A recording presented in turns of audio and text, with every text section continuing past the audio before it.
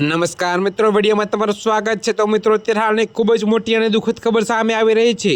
ત્યારે મિત્રો તમને જણાવી દઈએ કે પાન કાર્ડમાં એક મોટો ફેરફાર આવશે।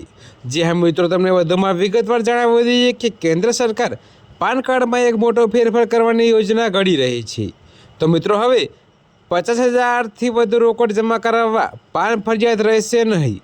જી હા મિત્રો, અત્યારે હાલની ખૂબ જ મોટી ખબર છે। ત્યારે મિત્રો, બેંક ખાતામાંથી રૂપિયા 10 લાખ કે તેથી વધુ રકમની રોકડ જમા કરાવવા અથવા ઉપાડવા માટે જ પાન કાર્ડ ફરજિયાત રહેશે।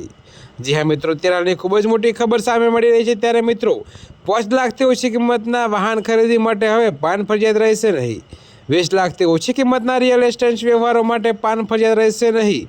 જોકે નવા નિયમો 1 એપ્રિલ 2026થી અમલી બનશે। ત્યારે મિત્રો, અત્યારે હાલ માટે આટલું જ। મળીશું નવી અપડેટ સાથે। અને જો તમને અમારા વિડીયો પસંદ આવતા હોય તો વિડીયોને લાઇક, કોમેન્ટ, શેર અને અમારી ચેનલને સબસ્ક્રાઈબ કરવાનું ભૂલતા નહીં મિત્રો।